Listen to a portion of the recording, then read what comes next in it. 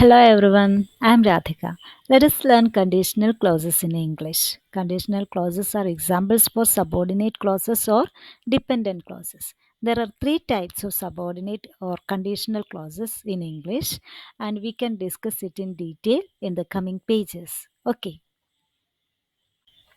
we know there are three types of conditional clauses in English.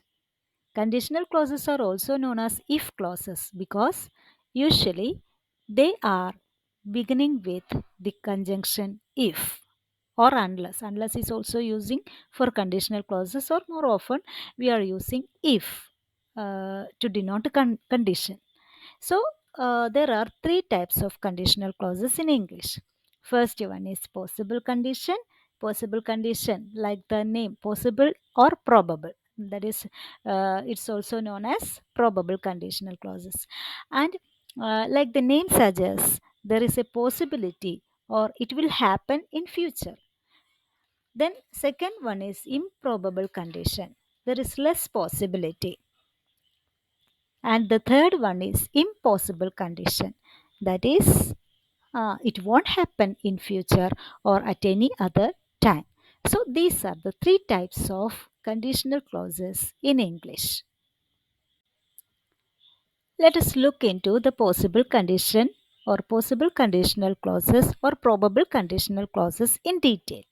That is, we have already said that possible conditional clauses are also known as probable conditional clauses. And we use the first conditional, and it's also known as first conditional clauses, to talk about the result of an imagined in future situation when we will believe the imagined situation is quite likely or possible.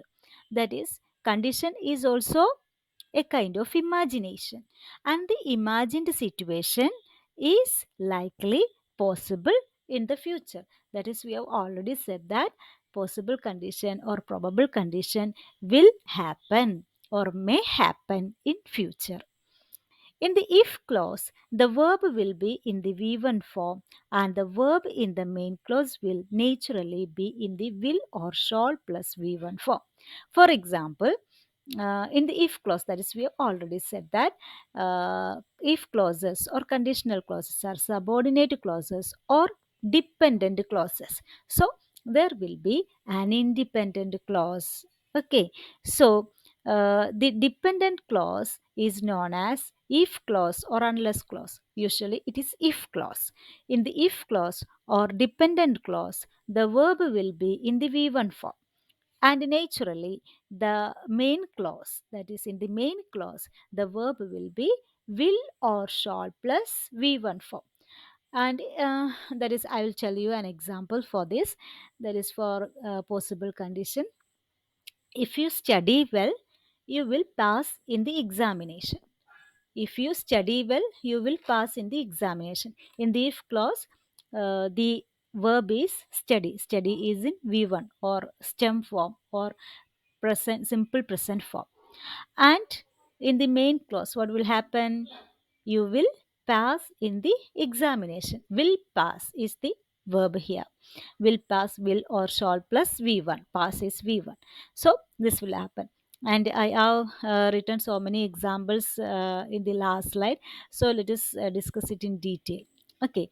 Then this is possible condition. The second one is improbable condition. And we have already said about the less probability. And it may happen and it is very difficult to be happened. And we use the second conditional to talk about the unlikely possible result of an imagined situation in the present or future. So, that is, it's very difficult, and imagined situation or future situation or condition is unlikely possible, and it is very difficult to be become possible.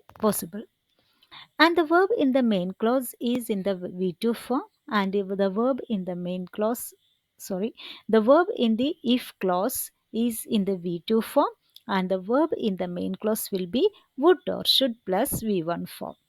Okay, that is, for example, if you studied well, you would pass in the exam. And he hasn't studied and he has failed in the exam. That is the meaning of that sentence. If you studied well, you would pass in the exam. That is, he hasn't studied and he hasn't passed in the exam. That's the meaning. So the verb in the main clause will be in the V2 or simple past form, and the verb in the main clause will be in would or should plus V1 form. Then the last and final conditional clause is impossible condition. Like the name suggests, the possibility or um, the possibility is zero. That is, it won't happen. It won't ever happen in future. And we use the third conditional when we imagine a different past where something did or did not happen, and we imagine a different result, and everything has happened, and there is no chance for an alternation. But, or still, we used to imagine this would have been like this, or this would have been like this. I would have been a doctor instead of a teacher, and she would have been studied well, etc. Anyway, it's impossible future or impossible imagined situation. And the verb in the if clause is in the past perfect form, that is had plus V3 form, and the verb in the main clause will be would or should have plus V3 form. That is, the verb in the if clause will be in the past perfect form, and the verb in the main clause will be would or should plus have plus V3 form. That is, future, that is nothing will happen in future, but we are just imagining for imagine sake. Okay, so for example, if you had studied well, you would have passed in the examination. So here in this sentence, he hadn't, not hasn't, he hadn't studied or he hadn't passed in the exam, and he won't pass at all. That is the meaning of this sentence. That is impossible condition. So I think you have understood all the three types of conditional clauses, that is probable or possible condition, improbable condition, and impossible condition. Now let's talk about, or let's go through some of the examples for all the three types of conditions. Okay, first one is probable condition. Okay, the first one, if Serena cooks food, Shyam will wash clothes. If Serena cooks food, Shyam will wash clothes. I have bolded the verb forms here, and cooks and will wash are the verbs in this sentence, or in the main clause and the subordinate clause, or the dependent clause and independent clauses respectively. So what is cooks and will wash? And in the if clause, the verb is cooks, and what will happen to the main clause? That is will plus V1. It is the verb form in the main clause. If Vipin goes to Trivandrum, Malik will accompany him. Okay, if Vipin will go to if Vipin goes to Trivandrum, Malik will accompany him. So, goes and will accompany are the verbs. Then improbable condition, that is, I have written same examples. That is, then only you can understand all the three types very easily. That is why I have used the same sentences for all these three types of conditions. And if Serena cooked food, Shyam would wash. That is, cooked has become would wash. If Vipin went to Trivandrum, Malik would accompany him. Went, it is in the V2 form, and the main clause. What is happening in the main clause? Would plus V1 form. And impossible, that is, Serena had cooked food.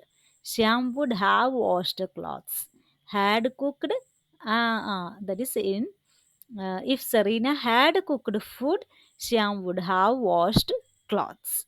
Okay. And if Vipin had gone to Trivandrum, Malik would have accompanied him. If Vipin had gone to Trivandrum, Malik would have accompanied him. That is impossible condition. That is, it won't happen in future. So, these are examples for the three conditions, that is probable, improbable and impossible conditions. And I think you have got the idea or the essence of conditional clauses or what condition is meant by. Okay, if you have doubts, please ask me. Okay, please listen to the audio at first. Okay, let's wind up this flip session.